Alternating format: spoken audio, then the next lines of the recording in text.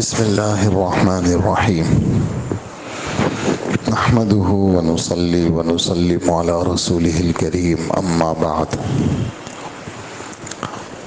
گزشتہ کل سورہ بقرہ کے اختتام تک ہمارا خلاصہ بیان ہوا تھا۔ آج اس بات کی کوشش ہے انشاءاللہ پوری سورہ آل عمران اس کا خلاصہ پیش کرتے ہیں اللہ کی توفیق سے۔ سورت کا نام ہے آل عمران، یعنی عمران کا خاندان۔ عمران کون ہیں؟ یہ بیت المقدس کے امام صاحب ہیں اور حضرت مریم کے والد ہیں اور حضرت عیسیٰ علیہ السلام کے نانا ہیں۔ اور چونکہ ایک پورا مذہب ان کے ساتھ جڑا ہوا ہے، ان کے نواسے کے ساتھ، اور بڑے انبیاء میں ان کا شمار ہے، اور ایک خصوصی اور انوکھے انداز سے ان کی پیدائش ہے، اور ان کی والدہ کا بچپن بھی بڑا انوکھا ہے، اور پھر اللہ جل جلالہ نے ان کو منتخب کیا، نبی بنایا، اور یہود جیسے نبیوں کے قاتل ہیں ان کے بھی قتل کے در پہ ہوئے، اللہ نے ان کو بچا لیا اور زندہ ان کو آسمان پہ اٹھایا۔ اور آخری زمانے میں صحیح احادیث، متواتر احادیث میں یہ بات ہے کہ یہ آسمان سے اتریں گے اور دجال کو قتل کریں گے، اور مسلمانوں کے جو اس زمانے میں امام ہوں گے، امام مہدی رضی اللہ عنہ، ان کے ہاتھ پر بیعت کریں گے، اور ان کی شادی ہوگی، ان کے بچے ہوں گے۔ اس کے بعد یہ اپنی طبیعی موت وفات پائیں گے، اور حضور صلی اللہ علیہ وآلہ وسلم کے قبر مبارک کے ساتھ ایک جگہ خالی ہے، وہاں ان کی تدفین ہوگی۔ تو چونکہ ایک انوکھا ان کا انداز ہے پورا مکمل اخیر تک، جیسے ہمارے مشکات شریف کے ایک شارح ہیں مظاہر حق، ہندوستان کے علامہ نواب قطب الدین رحمۃ اللہ علیہ، تو وہ ایک بات نقل کرتے ہیں کہ کیا کہنے عیسیٰ علیہ السلام کے، کہ جب زندہ تھے، یعنی جب دنیا میں نبی تھے، تو ان کے ہاتھ پھیرنے سے مردے زندہ ہو رہے تھے، اور ان پرندے بنا رہے تھے، اس میں پھونک مار رہے تھے، تو وہ مٹی کے پرندے سچ مچ پرندے بن رہے تھے۔ اور کیا کہنے ان کے کہ اس وقت یہ معجزہ تھا، اور جب یہ قیامت کے قریب زمانے میں آئیں گے تو اللہ کے رسول فرماتے ہیں کہ جب عیسیٰ علیہ السلام ایسا سانس لیں گے تو ان کی ہمارے آپ کی سانس تو یہاں تک آتی ہے، ہمارے نبی فرماتے ہیں کہ یہ جہاں تک ان کی نظر جائے گی وہاں تک ان کی سانس جائے گی، اور ان کی سانس سے دجال کو تکلیف ہوگی، کافروں کو تکلیف ہوگی، یعنی ایسا، یعنی اللہ جل جلالہ نے اس زمانے میں بھی ان کو معجزہ دیں گے کہ ان کی سانس اتنی لمبی ہوگی کہ جہاں ان کی نگاہ ہوگی وہاں ان کی سانس ہوگی، اور ان کو دیکھ کر کے کافر جتنے بھی ہوں گے وہ پگھلنے لگیں گے، یعنی ان کی حالت خراب ہو جائے گی، اور دجال بھی جب عیسیٰ علیہ السلام کو دیکھے گا تو وہ بھاگے گا، چونکہ ان کا انداز سارا نرالا ہے، تو اللہ جل جلالہ نے ان کے نانا کے نام پر یہ سورت نازل فرمائی، چونکہ سارا جس کو کہتے ہیں نا، ساری تعریفات بزرگوں تک جاتی ہے، نانا، دادا، والد، والدہ، اوپر تک جاتی ہے۔ بچوں کا کیا کمال ہوتا ہے، بچوں کا کیا کمال ہوتا ہے، وہ تو ان استادوں کا کمال ہوتا ہے، ان کے ماں باپ کا کمال ہوتا ہے۔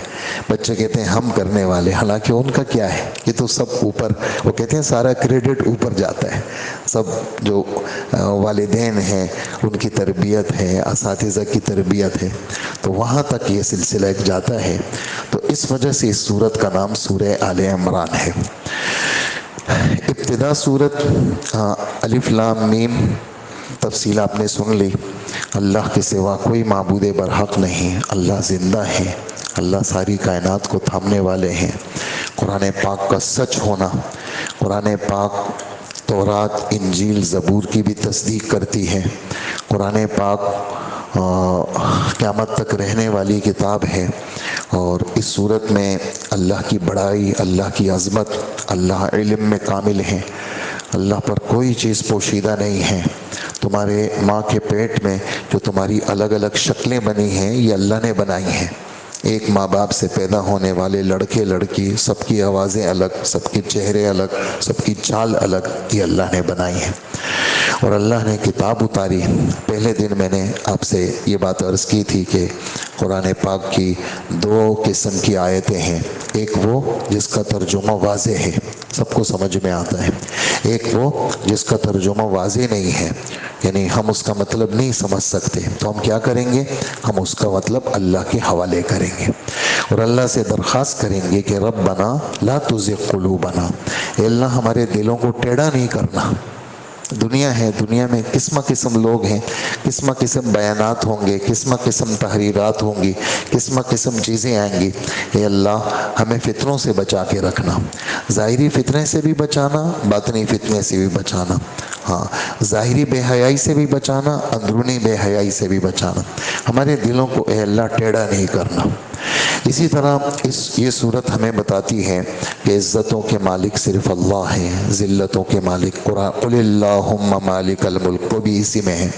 یہ جو دو آیتیں ہیں، علماء لکھتے ہیں ان دو آیتوں کا پڑھنا جادو کا بھی علاج ہے، نظر کا بھی علاج ہے، اور مختلف قسم کی جو گند انسان کی طرف نظر بد کی صورت میں متوجہ ہوتی ہیں، یہ دو آیتیں اس کا علاج ہے۔ منزل میں بھی یہ دو آیتیں موجود ہیں کہ اللہ سلطنتوں کے مالک ہیں، عزتوں کے مالک اللہ ہیں، ذلتوں کے مالک اللہ ہیں، جس کو چاہتے ہیں بادشاہت دیتے ہیں، جس سے چاہتے ہیں چھین لیتے ہیں، اور خیر اور شر سب اللہ کے پاس ہے، دن سے رات کو نکالتے ہیں، رات سے دن کو نکالتے ہیں، اور مردہ سے زندہ کو نکالتے ہیں، زندہ سے مردہ کو نکالتے ہیں، جس کو چاہتے ہیں روزی کشادہ دے دیتے ہیں، کسی کو چاہتے ہیں بے حساب دیتے ہیں، کسی کو چاہتے ہیں بند کر دیتے ہیں، یہ ان کی مرضی ہے۔ اسی طرح ایمان والوں کو ترغیب ہے، آج بھی آپ نے کافی ساری باتیں چھٹے پارے میں سنی ہیں، آج ہمارا چھٹا پارا تھا، تو یہاں پر بھی اس تیسرے پارے میں بھی یہی اس طرح کی باتیں ہیں کہ ایمان والے غیروں کو اپنا دوست نہیں بناتے۔ ہاں وہ غیر چاہے یہودی ہوں، چاہے عیسائی ہوں، چاہے مجوسی ہوں، بس جو بھی اسلام سے ہٹا ہوا ہے وہ ہمارا دوست نہیں ہے، اور جو ایسا کرے گا تو وہ اللہ کے ساتھ اس کا کوئی تعلق نہیں ہے، وہ انہی کا ہے، پھر وہ ہمارا نہیں ہے۔ ایمان والوں کو چاہیے کہ ایمان والوں کے ساتھ دوستی رکھیں۔ اور اسی طرح اس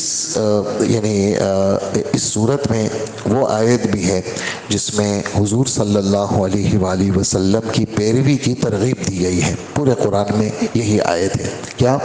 اگر تمہارا یہ دعویٰ ہے کہ تمہاری محبت اللہ سے ہے تو محمد صلی اللہ علیہ وسلم کی مان کے چلو۔ کیا کریں گے؟ اللہ دو چیزیں دیں گے، ایک اللہ تمہیں اپنا دوست بنا لیں گے، نمبر دو اللہ تمہارے گناہوں کو معاف کر دیں گے، اور اللہ تو غفور الرحیم ہے۔ پھر اس کے بعد تقریباً 2 سے 3 رکوع حضرت اللہ جل جلالہ فرماتے ہیں کہ حضرت آدم علیہ السلام کا ہم نے انتخاب کیا، سب لوگوں کا باپ بنایا ان کو، ابراہیم علیہ السلام کا انتخاب کیا، بنی اسرائیل اور بنی اسماعیل ان کا باپ ابراہیم علیہ السلام کو بنایا، اور عمران کے گھر والوں کا انتخاب کیا، پوری عیسائی مذہب یہ عمران جو عیسیٰ علیہ السلام کے نانا ہیں ان کو بھی ہم نے جہاں والوں پہ کیا کیا؟ منتخب کیا، چنا ہم نے۔ قصہ یوں ہوا کہ عیسیٰ علیہ السلام کی جو نانی تھی یعنی حضرت مریم کی والدہ، ان کے پیٹ میں بچہ تھا، شوہر کا انتقال ہو گیا، تو منت مانی کہ اے اللہ جو میرے پیٹ میں ہے میری آپ سے درخواست ہے کہ آپ مجھے لڑکا دیں، کہ وہ لڑکا میرا شوہر چونکہ جا چکا ہے، بیت المقدس کی امامت میرے خاندان سے نہ جائے، میرا جو بیٹا پیدا ہو تو وہ اپنے باپ کا کیا ہوگا؟ وہ امامت کی نیابت کرے گا۔ خدا کی شان ایسی ہوئی کہ اللہ جل جلالہ نے لڑکی دی، تو وہ حسرت سے کہنے لگی کہ اے اللہ، حالانکہ اللہ کو تو سب پتہ ہے، اے اللہ میں نے تو لڑکی جنی ہے۔ اللہ پاک فرماتے ہیں یہ تو مجھے پتا تھا، لیکن انہوں نے حسرت سے اس کا اظہار کیا کہ میں نے تو لڑکی جنی ہے۔ اور اللہ جل جلالہ فرماتے ہیں جس لڑکے کا تم نے سوچا تھا، جس لڑکے کا تم نے سوچا تھا، یہ جو لڑکی پیدا ہوئی ہے کیا پتہ یہ لڑکی اس لڑکے سے زیادہ زبردست ہو۔ کبھی کبھار آدمی کہتے ہیں نا کہ لڑکا ہو تو بہت اچھا ہوگا، لیکن لڑکا کبھی کبھار درد سر بن جاتا ہے، اور لڑکی جو ہے وہ لڑکوں سے آگے بڑھ جاتی ہے۔ ہاں، گنگناتا جا رہا تھا ایک فقیر، ہمارے استاد ایک دفعہ سنانے لگے، گنگناتا جا رہا تھا ایک فقیر، دھوپ رہتی ہے نہ سایہ دیر تک۔ دھوپ بھی دیر تک نہیں رہتی، سایہ بھی دیر تک نہیں رہتا۔ گنگناتا جا رہا تھا ایک فقیر، دھوپ رہتی ہے نہ سایہ دیر تک، نہ خلف بیٹے تو درد سر بنے۔ ہاں، جو ایسی بدتمیز قسم کے بیٹے تھے جن کی تربیت نہیں ہوئی، جو اپنے ماں باپ کے لیے مصیبت بنے، نہ خلف بیٹے تو درد سر بنے، بیٹیوں نے سر دبایا دیر تک۔ بیٹیاں خدمت گزار بن گئی اور بیٹے مصیبت بن گئے۔ تو کبھی کبھار بیٹے مصیبت بن جاتے ہیں اور آدمی کے لیے، اور بیٹیاں کیا ہوتی ہیں، وہ روز آتی ہیں، شادی شدہ بیٹیاں ہیں، کبھی ابا کی ٹانگیں دبا رہی ہیں، ماں کی خدمت کر رہی ہیں، گھر کا پورا نظم سنبھال رہی ہیں، اور بیٹے عیاش بن گئے، بدکار بن گئے، بے غیرت بن گئے، ادھر ادھر ہو گئے۔ تو یہ اللہ کی طرف سے تقسیم ہے۔ اور کبھی کبھار آدمی وہ ہو جاتا ہے، دل برداشتہ ہو جاتا ہے، آدمی کہتا ہے یار یہ کیا ہوا، تو یہ اللہ کی تقسیم کے فیصلے ہیں، اس پہ مایوس نہیں ہونا۔ کہ آدمی کہتے ہیں خدا نے میرے ساتھ کیا کیا، نہیں، ایسا کبھی نہ سوچے، یہ اللہ کی طرف سے تقدیری فیصلے ہیں۔ کبھی اللہ پاک بیٹیوں کو ایسی پروان چڑھا دیتے ہیں، اور کبھی جو ہے نا وہ بیٹے پروان چڑھ جاتے ہیں، کبھی بیٹے آگے بڑھ جاتے ہیں، کبھی بیٹیاں مصیبت بن جاتی ہیں، طلاق ہو کے آ جاتی ہیں، زبان دراز ہوتی ہیں، وہاں شوہر کے ساتھ ان کی نہیں بنتی، وہ مصیبت بن جاتی ہے، اور بیٹے زبردست ہوتے ہیں۔ تو یہ ہمارے رب کی تقسیم ہے، پریشان نہیں ہونا چاہیے اور مایوس نہیں ہونا چاہیے۔ مایوس تو وہ ہوگا جو خود مذہب سے دور ہو، ہاں اس کو مایوسی آئے گی۔ جو مذہب کے بھی قریب ہے، خدا کے بھی قریب ہے، اگر اس طرح لڑکوں لڑکیوں میں کوئی ایسی پریشانی ہے تو اللہ کی رحمت سے مایوس کبھی نہیں ہونا چاہیے، اور دعا کبھی نہیں چھوڑنی چاہیے۔ ہاں، دعا کا جو وہ ہے طاقت ہے۔ کبھی کبھار ایسا ہوتا ہے زندگی کے اندر اللہ جل جلالہ نہ بیٹے کو سدھارتے ہیں، نہ ان کے بچے کو سدھارتے ہیں، نہ بیٹیوں کو سدھارتے ہیں، پوری زندگی کشمکش گزر جاتی ہے اور بندہ چلا جاتا ہے۔ اور خدا کی شان ایسی ہوتی ہے کہ موت کے بعد پھر وہ بیٹا بھی سدھر جاتا ہے، بیٹی بھی سدھر جاتی ہے، وہ اپنے ماں باپ کے لیے صدقہ جاریہ بن جاتے ہیں۔ تو یہ ہمارے رب کی کیا ہے، یہ تقسیمیں ہیں۔ آدمی کو دل برداشتہ بھی نہیں ہونا چاہیے اور پریشان بھی نہیں ہونا چاہیے۔ خیر، حضرت مریم کی والدہ کہنے لگی یا اللہ یہ تو لڑکی ہو گئی، تو اللہ جل جلالہ فرماتے ہیں کہ ان کو میں نے اس کا نام مریم رکھا ہے، اور میں اس کو اللہ کی پناہ میں دیتی ہوں شیطان مردود سے۔ اللہ پاک نے اس بچی کو قبول کر لیا، دعا ہو گئی اور رضامندی ہو گئی تقدیر کے فیصلوں پر، اور اللہ نے اس بچی کی تربیت کی۔ حضرت زکریہ علیہ السلام، ان کے نکاح میں اس بچی کی خالہ تھی، حضرت زکریہ علیہ السلام کی کفالت میں آ گئی۔ حضرت زکریہ علیہ السلام بیت المقدس میں ہوتے تھے، ایک کمرے میں یہ بچی ہوتی تھی۔ جب بھی حضرت زکریہ علیہ السلام دروازہ کھولتے تو دیکھتے کہ جیسے مثال کے طور پر اس وقت انگور کا موسم نہیں ہے، آم کا موسم نہیں ہے، تو بے موسم پھل وہاں نظر آتے تھے۔ تو انہوں نے ایک دن مریم سے پوچھا کہ مریم بیٹا یہ کہاں سے آتے ہیں؟ یہاں تو میں تو تالا باہر سے لگا کے جاتا ہوں، کوئی کھڑکی بھی نہیں ہے، دروازہ کیسے کھلتا ہے، اندر چیزیں کیسے آتی ہیں؟ تو مریم نے ایک دم کہا کہ یہ اللہ کی طرف سے آتی ہیں، اور اللہ جس کو چاہتے ہیں بے حساب دیتے ہیں۔ تو حضرت زکریہ علیہ السلام بوڑھے ہیں، بیوی ان کی بانجھ ہے، اس وقت ان کا جوش ایمانی ابھرا، کہنے لگے اے اللہ جب مریم کو آپ بے موسم پھل دے سکتے ہیں، مجھے بے موسم اولاد نہیں دے سکتے تو مجھے اولاد بھی دے دیں۔ تو اللہ جل جلالہ نے دعا قبول کر لی اور حضرت زکریا کو خوشخبری مل گئی۔ اب زکریا علیہ السلام پریشان، یا اللہ خوشخبری تو آ گئی لیکن مجھے کیسے پتہ چلے گا؟ اس زمانے میں کوئی ٹیسٹ وغیرہ کی مشین تو ہوتی نہیں تھی کہ بھئی الٹرا ساؤنڈ ہو جائے جناب، پتہ چل جائے کہ حمل ہو گیا، مجھے کیسے پتہ چلے گا میرے ہاں اولاد ہوگی؟ تو اللہ جل جلالہ نے فرمایا آپ 3 دن تک زبان آپ کی بند ہو جائے گی، سوائے اللہ کے نام کے آپ کوئی گفتگو نہیں کر سکیں گے۔ جب آپ کی زبان کی بندش ہو گئی نا، بس آپ سمجھ لینا کہ آپ کی بیوی کو حمل ہو گیا، اور وہی ہوا۔ اور اللہ پاک نے ان کو بیٹا دیا، اور بیٹے کا نام اللہ نے رکھا، کیا رکھا؟ یحییٰ۔ تو یہ قصہ ہے، اور اس کے اندر پھر حضرت مریم بھی جوان ہوتی ہے، اور حضرت مریم کے پاس جبرائیل علیہ السلام آتے ہیں، اور جبرائیل علیہ السلام حضرت مریم پناہ لیتی ہیں کہ آپ کون ہیں؟ تو انہوں نے کہا میں اللہ کا رسول ہوں، فرشتہ ہوں، اور اللہ نے بھیجا ہے کہ آپ کو لڑکا ہوگا۔ تو میری تو شادی نہیں ہوئی اور میں تو بدکار بھی نہیں ہوں۔ تو کہا کہ جی اللہ کا حکم ہے۔ جو جبرائیل علیہ السلام نے ان کے گریبان میں پھونکا تو ان کو حمل ہو گیا، اور اللہ جل جلالہ نے عیسیٰ علیہ السلام دی۔ اب یہاں تفصیلات 16ویں پارے میں ہیں، وہاں انشاءاللہ بیان کریں گے۔ حضرت عیسیٰ علیہ السلام پیدا ہو گئے، نبوت مل گئی ان کو، معجزات مل گئے، اور جو ہے وہ یہاں سنانا مقصود یہ ہے اس قصے سے کہ اے عیسائیوں، جیسے آج ہم نے 6 پارے میں آخر سے پچھلا صفحہ، اس کے اندر اللہ جل جلالہ فرماتے ہیں یقینی اور پکی بات ہے یہ عیسائی کافر ہیں جو عیسیٰ علیہ السلام کو خدا کا بیٹا کہتے ہیں، اور یہ عیسائی کافر ہیں جو 3 خداؤں کو مانتے ہیں کہ اللہ بھی رب ہے، جبرائیل بھی رب ہے، مریم بھی رب ہے، یا اللہ بھی رب ہے اور مریم بھی رب ہے اور عیسیٰ بھی رب ہے۔ تو یہ ان کے مختلف فرقے ہیں۔ تو ہمارے رب فرماتے ہیں یہ کافر ہیں جو خدا کے ساتھ غیروں کو شریک کرتے ہیں۔ تو قصہ یوں ہوا تھا کہ نجران ایک علاقہ تھا، ان کے عیسائیوں کا وفد آیا تھا، اور انہوں نے حضور صلی اللہ علیہ وسلم کے سامنے یہ بات ثابت کی کہ عیسیٰ علیہ السلام خدا کے بیٹے ہیں۔ تو حضور صلی اللہ علیہ وسلم نے ان کو کہا خدا کے بیٹے نہیں ہیں۔ یہ پوری آیتیں اس نجران کے عیسائیوں کے وفد کے لیے نازل ہوئی، اور قیامت تک کے مسلمانوں کو یہ بات سنانی مقصود ہے کہ اللہ صرف معبود صرف اللہ ہے، عیسیٰ علیہ السلام وہ تو اللہ کے بندے ہیں۔ اور عیسیٰ علیہ السلام کے بارے میں یہ عقیدہ کہ عیسیٰ علیہ السلام قتل ہو گئے ہیں اور یہودیوں نے ان کو قتل کیا، یہ بھی جھوٹ ہے۔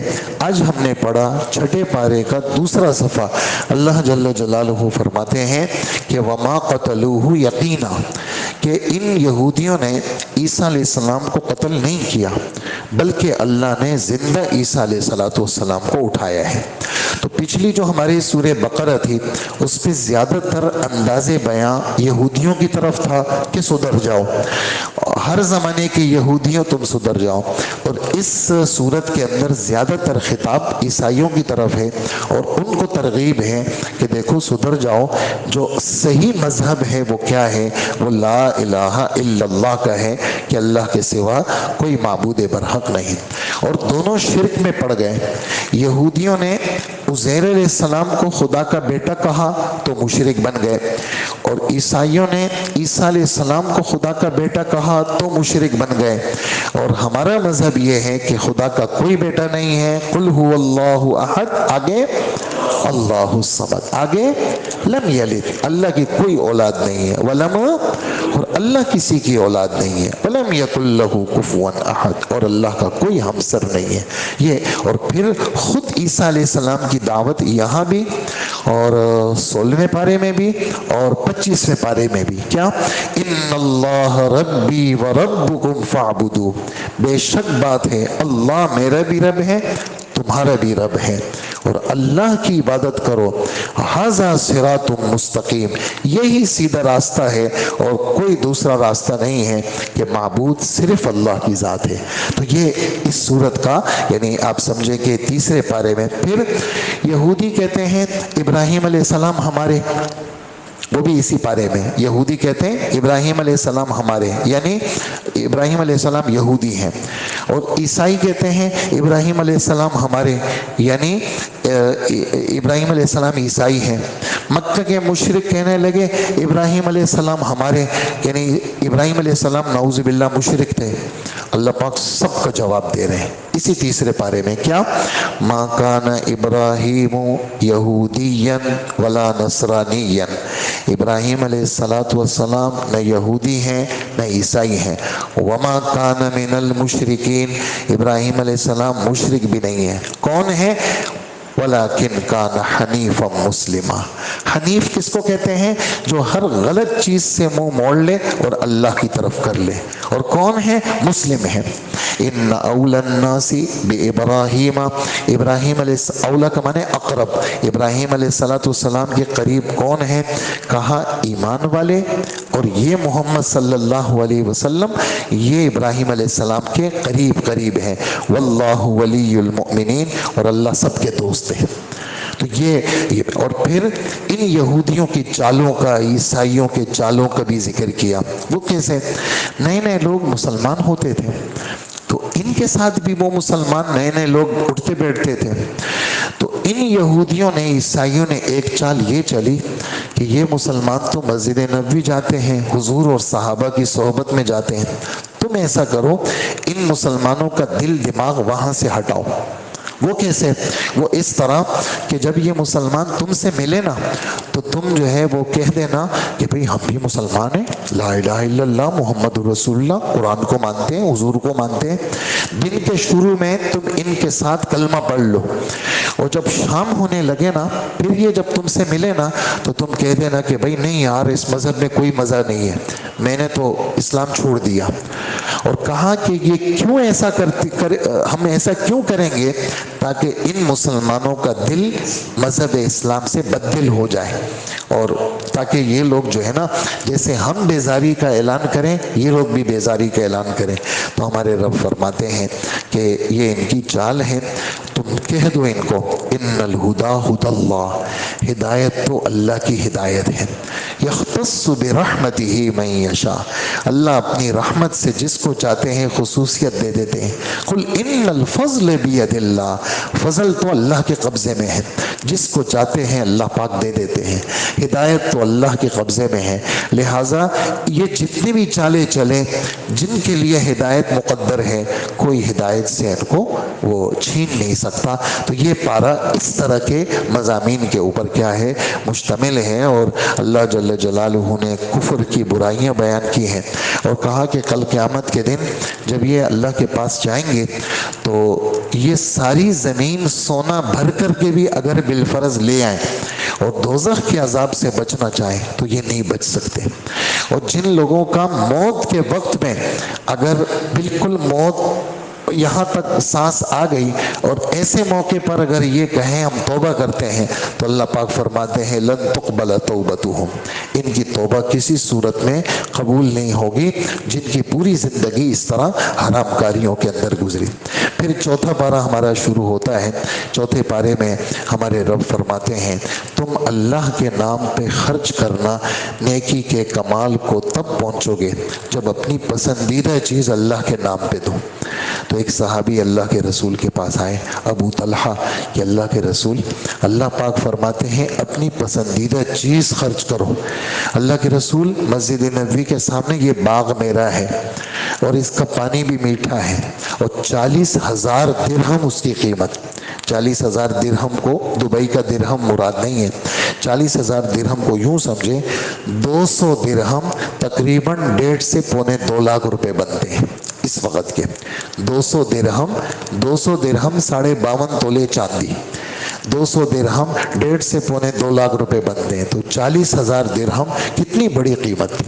अल्लाह के रसूल ये मुझे अच्छा लगता है اور میرا جی چاہتا ہے، میرے رب فرماتے ہیں کہ تم نیکی کے کمال کو نہیں پہنچ سکتے جب تک اپنی پسندیدہ چیز کو خرچ نہ کرو۔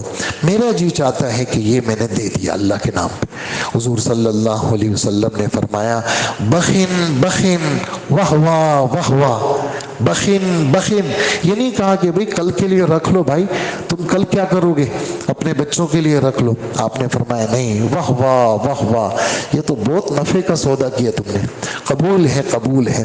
اب یہ باغ جو ہے یہ تم اپنے رشتہ دار فلانے فلانے فلانے غریب ہیں، ان رشتہ داروں میں تم کیا کر دو، تقسیم کر لو، اور تمہارا یہ جو سودا تم نے اللہ کے ساتھ کیا یہ قبول ہو گیا۔ اسی طرح اسی پارے کے بالکل شروع کے اندر ہمارے رب نے بیت اللہ کا ذکر کیا، مقام ابراہیم کا ذکر کیا، بیت اللہ کا یہ گھر سب سے پہلے بنا، اور حج کی فرضیت کا اس میں اعلان کیا ہے۔ اور حضور صلی اللہ علیہ وسلم کی ایک حدیث ہے کہ جس آدمی کے اوپر حج فرض ہوا اور اس نے حج نہیں کیا تو کہا کہ کل قیامت کے دن جب وہ آئے گا تو اس کی پیشانی پہ کافر کا لفظ لکھا ہوا ہوگا۔ اور دلیل میں عبداللہ ابن عمر یہ آیت پیش کرتے ہیں کہ حج فرض ہوا، اس نے حج نہیں کیا، وَمَن كَفَرَ فَإِنَّ اللَّهَ غَنِيٌّ عَنِ الْعَالَمِينَ، جس آدمی نے پورا سسٹم اس کے ہاتھ میں تھا لیکن دنیا کی چیزوں کو ترجیح دی اور اللہ کے نام پہ اس نے 10-12 لاکھ روپے ہی لگتے تھے وہ نہیں لگائے، باقی ہر جگہ اس نے پیسے لگائے، تو فرمایا چونکہ یہ ناقدرہ ناشکرہ ہے تو کافر کا ایک ترجمہ تو کافر کا ہے، ایک کافر کا ترجمہ ناشکرہ کا ہے، تو اس کے یہاں پیشانی پہ کافر کا لفظ لکھا ہوا ہوگا۔ تو اس لیے حج کی فرضیت میں بھی یہ آیت ہے۔ اسی طرح یہ صورت ہمیں دعوت دیتی ہے کہ آپس میں جڑ کے رہو، کلمہ پڑھنے والوں، مختلف زبانوں والوں، مختلف قوم قبیلے والوں، تمہیں قرآن نے، لا الہ الا اللہ نے، دین نے تمہیں جوڑا ہے، تم کٹ کے مت رہو۔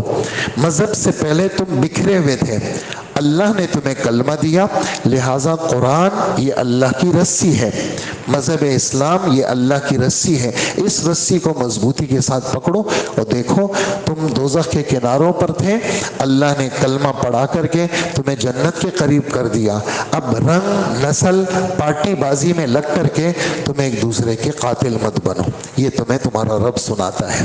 اور مذہب میں ترقی کیسے ہوگی کہ تم میں سے ایک جماعت ایسی ہونی چاہیے جو تبلیغ کرتی رہے، مسلسل دعوت دیتی رہے، خیر کی طرف بلاتی رہے، تبلیغ کرتی رہے، اچھی باتیں بتاتی رہے، برائیوں سے منع کرتی رہے، یہ لوگ کامیاب ہیں۔ دیکھو یہودیوں کی طرح مت بننا، وہ آپس میں بکھر گئے، ٹکڑے ٹکڑے ہو گئے، تم مسلمان ہو، تم تو کیا ہو، ایک بدن کی طرح ہو، تم ایک رہو۔ اور دیکھو تم کل قیامت کے دن جو مسلم ہوگا، ایک ہوگا، اس کا چہرہ کیا ہوگا، سفید ہوگا، اور وہ اللہ کی رحمت میں ہوگا۔ اور دیکھو تم بہترین امت ہو، تمہیں لوگوں کے نفع کے لیے ماؤں کے پیٹ سے اللہ نے پیدا کیا ہے، اور لوگوں کا نفع کیا ہے، تم لوگوں کو اچھی باتیں بتاتے ہو، برائیوں سے منع کرتے ہو، اور اللہ پر تمہارا ایمان ہے۔ اور یہودیوں میں سے بھی بہت سارے لوگ ایسے تھے جنہوں نے کلمہ پڑھا، حضور کی غلامی میں آئے، انہوں نے بھی تبلیغ کا کام شروع کیا، اور راتوں کو اٹھ کر کے قرآن سنانا وہ ان کا مزاج، اور دن میں لوگوں کو تبلیغ کرنا، نیکیوں کی طرف بلانا اور نیکی کے کاموں کے اندر آگے بڑھنا، یہ چوتھے پارے کی بالکل ابتدا۔ اسی طرح اس چوتھے پارے میں غزوہ بدر کی طرف بھی اشارہ ہے کہ مسلمان وہ اگر کم بھی ہیں لیکن ان کا آپس میں جوڑ ہے، اور مختلف زبانوں والے ہیں، کم بھی ہیں، اور کافر زیادہ بھی ہیں، لیکن اگر وہ تابعدار ہیں خدا کے، تو 313 مسلمانوں نے کافروں کو شکست دی بدر کے میدان میں، اور 950 کافروں کو 70 اس میں سے مارے گئے، 70 اس میں سے قید ہوئے۔ اور اللہ جل جلالہ وعدہ کرتے ہیں ایسے مسلمانوں کے لیے ہم 1000 فرشتے آسمان سے اتاریں گے، 9واں پارہ، ہم 3000 فرشتے اتاریں گے، 4تھا پارہ، ہم 5000 فرشتے اتاریں گے، 4تھا پارہ، اور اللہ جل جلالہ مدد کرنے والے ہیں۔ بدر ایک رکوع بدر کے غزوے کے لیے اللہ نے بیان فرمایا۔ اسی طرح ہمارے رب اس صورت کے اندر سود کی لعنت سے بچنے کی دعوت دے رہے ہیں، اللہ کی اطاعت کی دعوت دے رہے ہیں، جنتی اعمال میں ایک دوسرے سے آگے بڑھنے کی دعوت دے رہے ہیں۔ اور جنتی اعمال کیا ہے؟ غصے کو ضبط کرنا، اللہ کے نام پر خرچ کرنا، اور اسی طرح اللہ جل جلالہ کے لیے یعنی ایک معاف کرنا، والعافین عن الناس، اور اگر کوئی برائی ہو جائے فوراً اللہ کو یاد کر کے اللہ سے معافی مانگنا، اور گناہوں کا معاف کرنا وہ تو اللہ کے سوا کوئی اور کر ہی نہیں سکتا، اللہ ہی معاف کرنے والے ہیں۔ پھر ہمارے رب نے تقریباً آدھے پارے سے زیادہ غزوہ احد کو بیان کیا۔ کافروں نے بدر کا بدلہ لینے کے لیے سن 3 ہجری میں، غزوہ بدر کب ہوا؟ 2 ہجری رمضان المبارک، غزوہ احد کب ہوا؟ شوال 3 ہجری کے اندر کافر آئے اور مسلمانوں کے ساتھ 300 منافقین بھی مل گئے، لیکن وہ 300 منافقین واپس ہو گئے، 700 مسلمان رہ گئے۔ ہمارے نبی صلی اللہ علیہ وسلم نے جنگی ہتھیار پہنے، ہمارے نبی صلی اللہ علیہ وسلم خود سپہ سالار ہیں اور روانہ ہوئے۔ ہمارے نبی صلی اللہ علیہ وسلم نے 50 آدمیوں کو ایک جگہ بٹھایا۔ عبداللہ ابن جبیر ان کے امیر تھے، ان کو کہا کہ ہم فتح ملے یا ہمیں شکست ملے، تم نے یہاں سے نہیں ہلنا، فتح ملے یا شکست ملے تم نے یہاں سے نہیں ہلنا، اگر ہمارا گوشت کافر کاٹ رہے ہوں تم نے یہاں سے نہیں ہلنا، اور اگر ہم مال غنیمت لوٹ رہے ہوں تم نے یہاں سے نہیں ہلنا، بس تم نے یہاں رہنا۔ اور خود حضور صلی اللہ علیہ وآلہ وسلم ابتدا ہوئی لڑائی کی اور مسلمانوں کا پلہ بھاری تھا اور زبردست قسم کی کاروائی ہو رہی تھی، لیکن خدا کی شان، جہاں کافر بھاگنے لگے مسلمانوں نے مال غنیمت لوٹنا شروع کیا۔ یہ جو 50 آدمی تھے ان کے ساتھیوں نے کہا کہ دیکھو جنگ تو ختم ہو گئی، وہ لوگ مال غنیمت لے رہے ہیں، ہم بھی چلیں۔ امیر صاحب نے کہا دیکھو نہیں جانا، اللہ کے رسول نے سختی سے منع کیا تھا۔ تو 42 لوگ ہٹ گئے، صرف 8 رہ گئے، تو اللہ کے رسول کی ہو گئی نافرمانی۔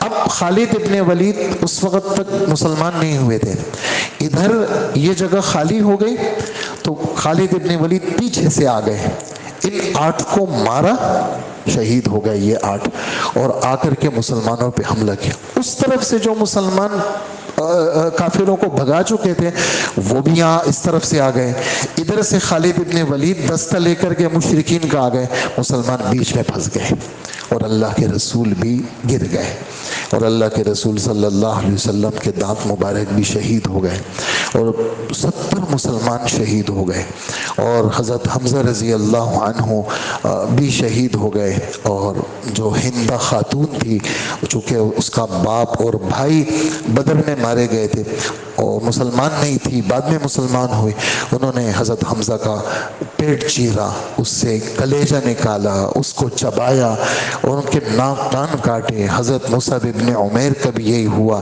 اور عجیب ایک افراتفری ہو گئی، اور اس گھمسان کی جنگ میں شیطان نے ایک آواز لگائی، نعوذ باللہ، کہ اللہ کے رسول بھی شہید ہو گئے۔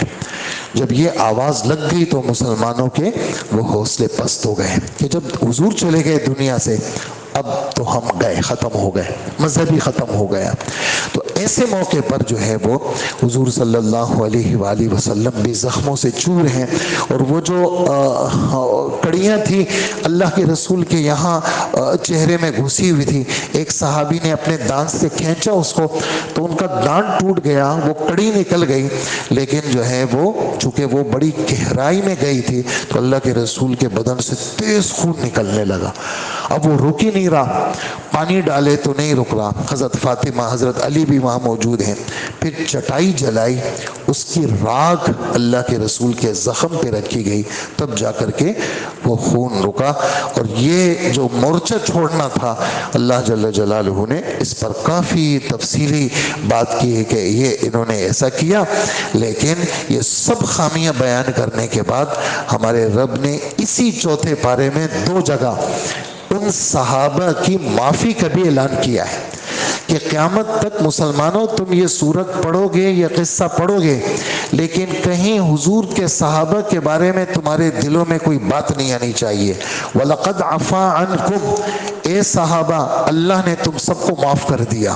وَلَقَدْ عَفَا اللَّهُ عَنْهُمْ، اللہ نے سارے صحابہ کو معاف کر دیا۔ ہو گئی غلطی تھی وہ ہو گئی، لیکن پھر وہ زخموں سے چور صحابہ، یہاں کافر تو چلے گئے، اللہ کے رسول بھی زخمی، صحابہ زخمی، پھر ان کا جنازہ ہوا، پھر ان کو ایک گڑھے میں دفن کیا گیا، اپنے خون کے ساتھ ان کو صحابہ کو دفن کیا، اور ہمارے رب نے تسلی کے کلمات صحابہ کرام کے لیے نازل فرمائے، اور ہمارے رب نے پھر اگلے دن جب یہ کافر دور چلے گئے، اس وقت بھی اس جگہ کا نام ہے حمراء الاسد، اور کنگ فیصل کا ایک بہت بڑا ہاسپٹل وہاں پر قائم ہے، ہمارے بہت سارے تعلق والے اس ہاسپٹل کے اندر ڈاکٹر ہیں۔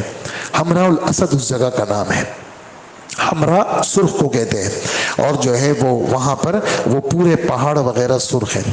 کافر جب یہاں تک پہنچے تو انہوں نے کہا کہ اچھا تھا کہ ہم پورے مسلمانوں کو ختم ہی کر دیتے، ہم کیوں واپس آئے؟ تو اللہ کے رسول کو وحی کے ذریعے سے بات پتہ چلی۔ اللہ کے رسول نے اعلان کیا کہ جتنے لوگ غزوہ احد میں میرے ساتھ تھے کل چلیں گے ہم دوبارہ۔ اللہ اکبر۔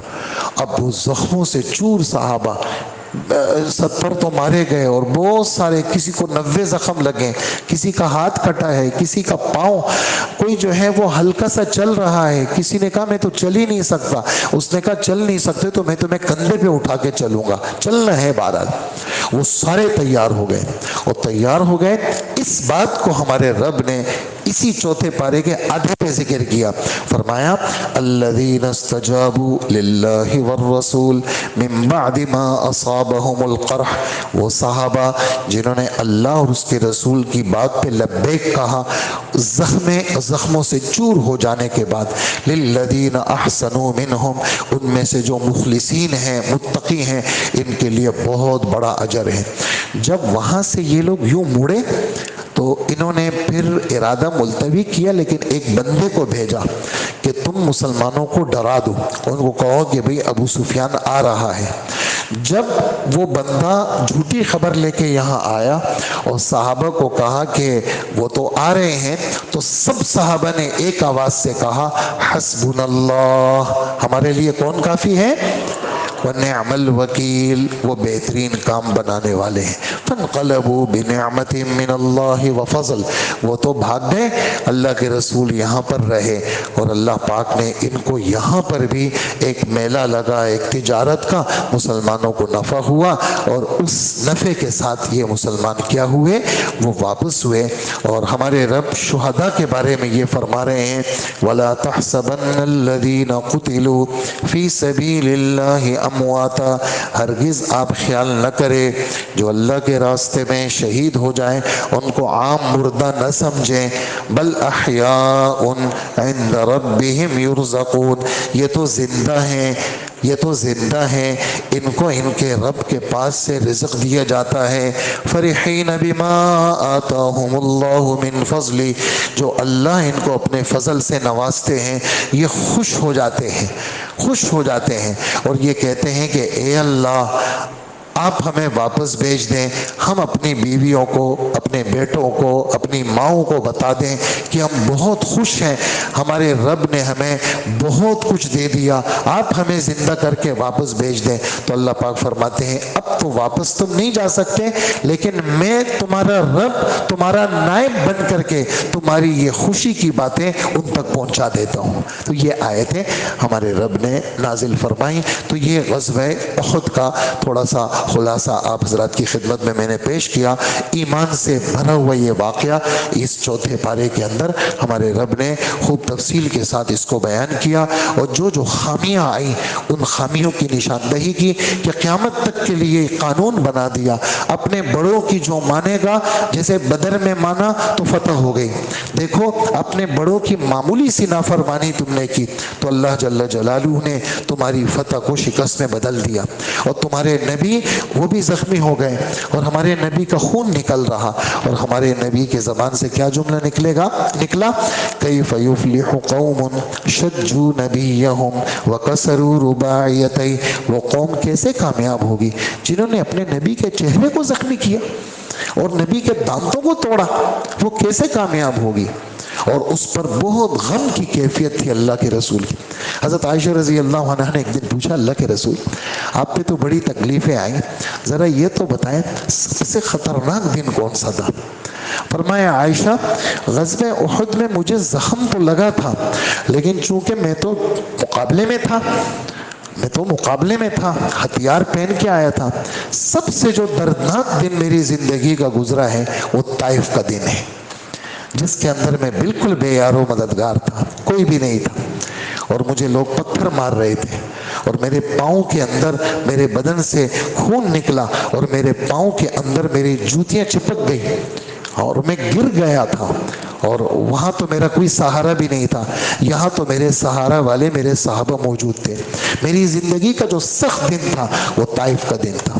تو یہ اللہ جل جلالہ نے یہ نقشہ اس سورت کے اندر کھینچا ہے، اور سورت کا ختم جو ہے وہ کس پر ہوا؟ اس رکوع پر ہوا کہ ہمارے نبی صلی اللہ علیہ وسلم تہجد میں جب اٹھتے تھے، آپ سے میری درخواست ہے آج رات جب آپ اٹھیں آسمان کو دیکھیں، زبانی یاد نہیں ہے تو وہ لے لیں، سورہ آل عمران کا آخری رکوع پڑھ لیں۔ کیا؟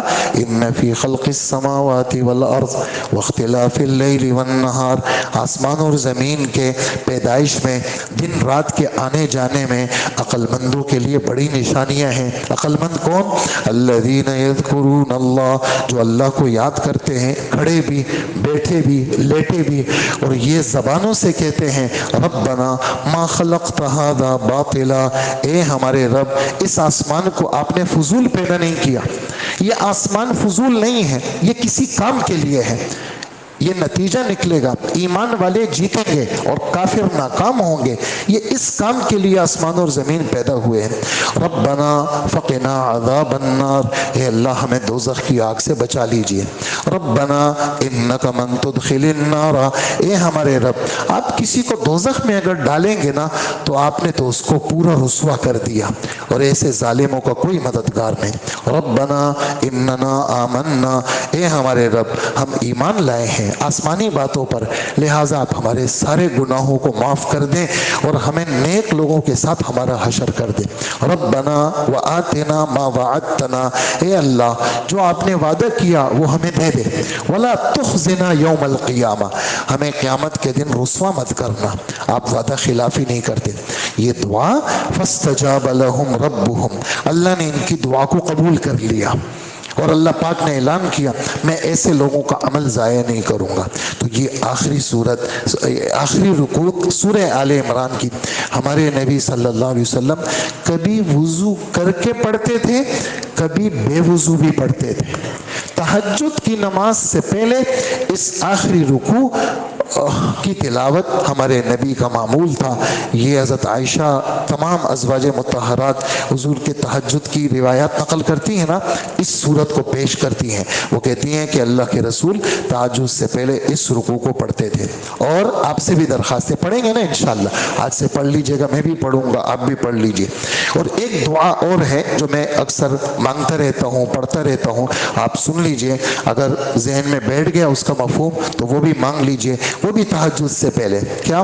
اللہم لک الحمد انت قیم السماوات والارض ومن فیہن، ولک الحمد انت ملک السماوات والارض ومن فیہن، ولک الحمد انت نور السماوات والارض ومن فیہن، ولک الحمد انت الحق ووعدک حق وقولک حق ولقاؤک حق والجنة حق والنار حق والنبیون حق ومحمد رسول اللہ حق والساعة حق، اللہم لک اسلمت وبک آمنت وعلیک توکلت وبک خاصمت وإلیک انبت وإلیک حاکمت وانت ربنا وإلیک المصیر، فاغفر لی ما قدمت وما اخرت وما اسررت وما اعلنت وما انت اعلم به منی، انت المقدم وانت المؤخر، لا الہ الا انت۔ میں اپنی نشستوں میں آپ بھائیوں سے یہ بات عرض کرتا ہوں، الحزب الاعظم یہ اللہ کے رسول کی دعاؤں کا مجموعہ ہے، کتاب ہے، 10 منٹ اس کی ایک منزل پہ لگتے ہیں، ملتی ہے مارکیٹ کے اندر۔ ہمارے نبی کی مانگی ہوئی دعائیں، یہ ہفتے کی منزل میں ہے، یہ والی دعا ہفتے کی منزل میں حضور نے جو دعا مانگی، نیچے اس کی فضیلت لکھی ہے، وہ دعائیں۔ تو جب ہمارا معمول ہوگا پڑھنے کا تو دعائیں ہمیں خود بخود یاد ہو جائیں گی کہ اے اللہ آپ آسمان و زمین کے بادشاہ ہیں اور سب چیزوں کے بادشاہ، آسمان اور زمین کے نور ہیں آپ، اور آسمان اور زمین کو تھامنے والے ہیں۔ اے اللہ آپ سچے ہیں، آپ کی کتاب سچی، آپ کی ملاقات سچی، آپ برحق ہیں، جنت بھی برحق، دوزخ بھی برحق، محمد الرسول اللہ بھی برحق، سارے نبی برحق۔ اے اللہ میں آپ کا تابع دار، میں آپ کی طرف رجوع کرنے والا، آپ سب کچھ ہے میرے، مجھے آپ کے پاس ہی آنا ہے، لہٰذا میرے اگلے پچھلے دن کے رات کے سارے گناہ معاف کر دیجئے، آپ کے سوا کوئی معبود نہیں۔ یہ بھی تہجد سے پہلے کی ایک دعا ہے جو ہمارے نبی نے مانگی۔ اور بالکل جب صف میں کھڑے ہو گئے، ابھی اللہ اکبر آپ نے نہیں کہا، اس میں بھی ایک دعا ہے، وہ بھی آپ کو چھوٹی سی سنا دوں۔ اللہ کے رسول فرماتے ہیں اللہم رب جبرائیل و میکائیل و اسرافیل و محمد صلی اللہ علیہ وسلم فاطر السماوات والارض، اے جبرائیل کے رب، میکائیل کے رب، محمد کے رب، اسرافیل کے رب، آسمان اور زمین کے پیدا کرنے والے، اے اللہ لوگ بہت ساری چیزوں میں آج لوگوں کا اختلاف ہے، اے اللہ حق کیا ہے وہ میرے دل میں ڈال دے، حق کیا ہے وہ میرے دل میں ڈال دے، مجھے حق پہ چلا دے۔ یہ بالکل اللہ اکبر سے پہلے ہمارے نبی کی یہ دعا ہے۔ تو یہ سب باتیں کس سے نکلی؟ سورہ آل عمران کا آخری رکوع ہمارے نبی نے تہجد کی نماز سے پہلے پڑھا ہے۔ اللہ مجھے بھی نصیب فرمائے، آپ کو بھی۔ وصلی اللہ وسلم علی نبینا محمد وآلہ واصحابہ اجمعین۔ اے اللہ ہمارے گناہوں کو معاف فرما، ہماری مغفرت فرما، ہمارے یہ بیٹھنا قبول فرما۔ اللہ یہ آسمانی باتوں کا مذاکرہ تھا، اے اللہ اسے قبول فرما، ہماری بخشش کا ذریعہ بنا۔ اے اللہ اس کا ایک ایک حرف ہمارے اعمال نامے میں لکھ دیجئے، اس کا سننا بھی لکھ دیجئے، اس کا کہنا بھی لکھ دیجئے، اور ہمارے والدین کے لیے، ہمارے اساتذہ کے لیے، ہمارے بزرگوں کے لیے اے اللہ اس کو یا اللہ بخشش کا سبب بنا دیجئے۔ اللہ ہمارا یہ بیٹھنا صرف آپ کی رضا کے لیے بنا دیجئے، اور اے اللہ اس کی برکت سے ہماری ہر مشکل آسان فرما دیجئے۔ ہمیں بیماریوں سے بچا، ہسپتالوں سے بچا، ناگہانی اموات سے ہمیں بچا، ہمارے بچوں کو، لڑکوں کو، لڑکیوں کو سب کو تابع دار بنا، دیندار بنا، پہلی صف کا نمازی بنا، تکبیر اولا والا بنا، حیادار بنا۔ اے اللہ نہ رزق سے ہمیں محروم فرما، نہ اسلام سے اور دین سے ہمیں محروم فرما، ہماری دعاؤں کو قبول فرما۔ وصلی اللہ وسلم علی حبیبنا محمد وآلہ واصحابہ اجمعین، آمین برحمتک یا ارحم الراحمین۔